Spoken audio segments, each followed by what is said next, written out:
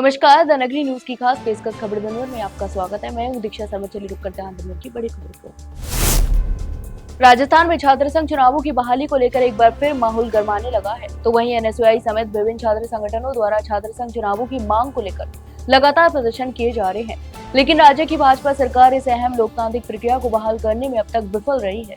इसके अलावा छात्रों का कहना है कि छात्र संघ चुनाव केवल प्रतियोगिता नहीं है, बल्कि यह लोकतंत्र की नींव है, जहां से भविष्य के जनप्रतिनिधियों का निर्माण होता है। तो वहीं छात्रों का आरोप है कि जब सभी प्रमुख छात्र संगठन चुनाव करवाने के पक्ष में हैं, तब सरकार आखिर क्यों आनाकानी कर रही है। उनका कहना है कि छात्र राजनीति को दबाना लोकतंत्र को कमजोर करने के समान है। तो वहीं राजस्थान जैसे प्रगतिशील राज्य में जहां युवाओं की भागीदारी हमेशा से निर्णायक रही है, तो वहीं छात्र संघ चुनावों को रोकना युवाओं की आवाज को दबाने जैसा है। इतिहास की बात करें तो 2003 से 2008 के बीच की पूर्ववर्ती भाजपा सरकार ने छात्र संघ चुनावों पर रोक लगा दी थी। राजस्थान प्रदेश कांग्रेस कमेटी के अध्यक्ष गोविंद सिंह डोटासरा ने संगठन के भीतर चल रही व्यक्तिवाद बनाम दलगत विचारधारा की बहस पर बड़ा और स्पष्ट बयान देकर कांग्रेस के भीतर नए सियासी संकेत दे दिए हैं। जी हां, जयपुर स्थित पीसीसी कार्यालय में आयोजित एक कार्यक्रम के डोटासरा ने कहा कि जिस दिन व्यक्तिगत नारे की बजाय कांग्रेस के नारे लगने शुरू हो जाएंगे, उस दिन कांग्रेस को कोई नहीं रोक सकता। इस बयान को पार्टी कार्यकर्ताओं और नेताओं के बीच एक सख्त संदेश के रूप में भी देखा जा रहा है।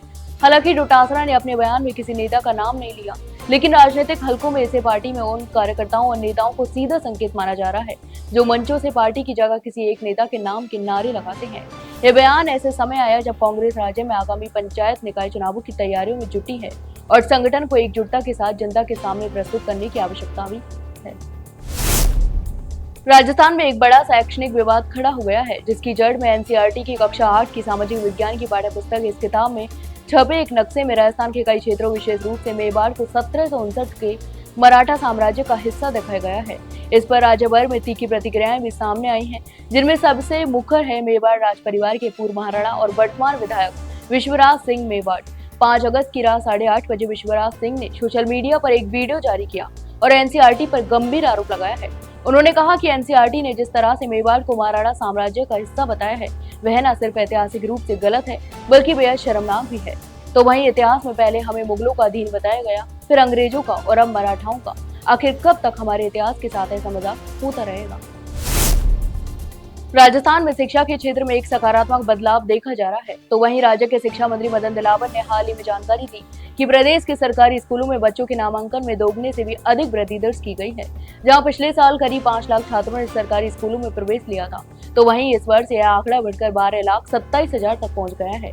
बता दें कि यह बदलाव न केवल शिक्षा विभाग की मेहनत को दर्शाता है, बल्कि सरकारी स्कूलों में आम जनता का बढ़ता भरोसा भी उजागर करता है। इसके अलावा शिक्षा मंत्री के अनुसार सरकारी स्कूलों में पढ़ाई की गुणवत्ता में सुधार हुआ है। इसका सबसे बड़ा प्रमाण उनके बोर्ड परीक्षा परिणाम है। इसके अलावा कोटा जिले में 265 छात्रों ने 93% से अधिक अंक हासिल किए हैं, जिनमें से 112 छात्र निजी स्कूलों के और 152 छात्र सरकारी स्कूलों के थे। बता दें कि यह परिणाम इस बात की पुष्टि करता है कि सरकारी स्कूलों के छात्र निजी स्कूलों की तुलना में कई बेहतर प्रदर्शन कर रहे हैं। खांडा सहरोल ग्राम पंचायत के अंतर्गत आने वाली मामोनी गांव के वार्ड क्रमांक 4 स्थित 4 छतरी मोहल्ला में मौजूद धार्मिक स्थल इन दिनों भारी व्यवस्था और गंदगी का शिकार हो गया है। तो वहीं स्थानीय लोगों की आस्था का प्रतीक यह मंदिर, जहां 4 छतरियों में शिवलिंग स्थापित हैं, अब कूड़े कचरे और दुर्गंध के कारण लोगों के लिए परेशानियों का कारण बनता जा रहा है। तो वहीं मंदिर के ठीक सामने स्थित ट्यूबवेल के पास कूड़े के बड़े बड़े ढेर भी जमा है, जिनमें से लगातार बदबू उठ रही है। इन कचरे के ढेरों पर सुअरों का विचरण आम बात हो गई है, जिससे न केवल धार्मिक स्थल की गरिमा को ठेस पहुंच रही है, बल्कि स्थानीय निवासियों की बीमारियों के खतरे ने भी घेर लिया है। इसके अलावा स्थानीय निवासी रमेश सैन ने बताया कि इस मुद्दे को लेकर कई बार ग्राम पंचायत से शिकायत भी की जा चुकी है, लेकिन अब तक कोई स्थायी समाधान नहीं किया गया है। उन्होंने कहा कि यह केवल आस्था का मामला नहीं, बल्कि जन स्वास्थ्य से जुड़ा मामला भी है। तो वहीं मोहल्ले वासियों ने साफ शब्दों में प्रशासन से तत्काल सफाई अभियान चलाकर मंदिर परिसर और उसके आसपास की सफाई की मांग की है। भारत विकास परिषद दक्षिण पूर्व प्रांत की ओर से केशवराय पाटन से एनीमिया जांच शिविर आयोजित कर परिषद के पंचायतों को एक ही कार्यक्रम के माध्यम से प्रभावी रूप से प्रदर्शित करने का अभिनव प्रयास किया गया है। यह शिविर राजकीय बालिका उच्च माध्यमिक विद्यालय केशवराय पाटन में स्थानीय सामुदायिक स्वास्थ्य केंद्र की टीम के सहयोग से संपन्न हुआ। इसके अलावा कार्यक्रम के मुख्य अतिथि उपखंड अधिकारी ऋतुराज शर्मा और विद्यालय की प्रधानाचार्य रचना चतुर्वेदी रही।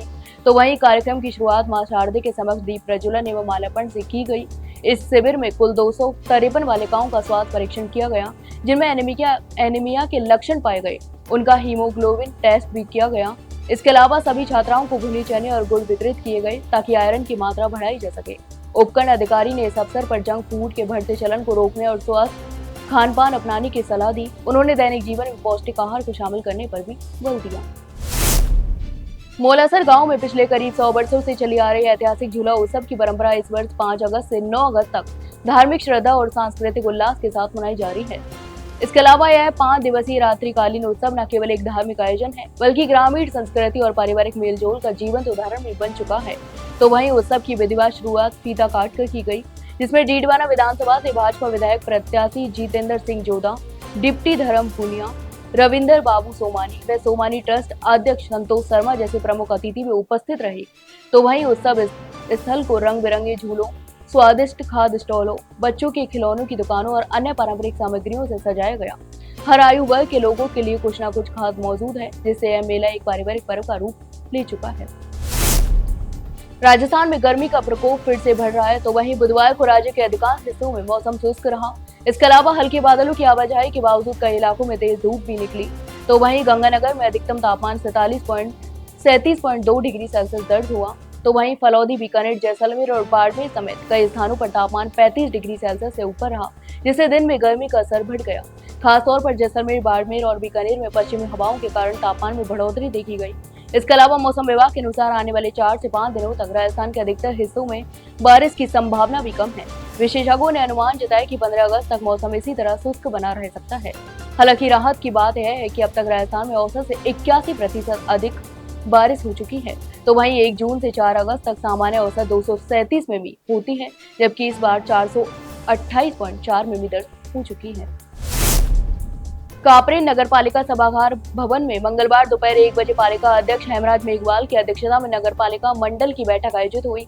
तो वहीं बैठक में विभिन्न मुद्दों पर चर्चा हुई, जिनमें प्रमुख रहा वीर तेजाजी मेला का आयोजन। इस ऐतिहासिक मेले के लिए 28 लाख रुपए का बजट सर्वसम्मति से पारित किया गया। इसके अलावा मेला संयोजक को लेकर भी पार्षदों के बीच चर्चा हुई और पालिका बोर्ड ने मेला आयोजन की जिम्मेदारी अपने स्तर पर लेने का निर्णय लिया। तो वहीं बैठक में नौनेरा पेयजल परियोजना के तहत कापरेन में फिल्टर प्लांट निर्माण के लिए 2.84 हेक्टेयर भूमि आवंटन हेतु NOC को लेकर भी विचार हुआ। तो वहीं मंडल ने अन्यत्र भूमि आवंटन का निर्णय लिया। इसके अलावा बैठक में पूर्व सहायक राजस्व निरीक्षक भागीरथ पांचाल के खिलाफ अभियोजन स्वीकृति के मुद्दे पर भी बहस हुई। वहीं पार्षद धनराज मीना ने बताया कि इस मुद्दे पर पिछले 5 वर्षों से विचार चल रहे हैं, लेकिन कोई ठोस निर्णय नहीं हो पाया। तो वहीं गर्मागर्म बहस के बाद तय हुआ कि यह मुद्दा अगली बैठक में पुनः लाया जाएगा। जैसलमेर के पोखरण शहर में रामदेव मेले की तैयारियों के बीच शहर में अपराधियों ने पुलिस को खुली चुनौती दे डाली।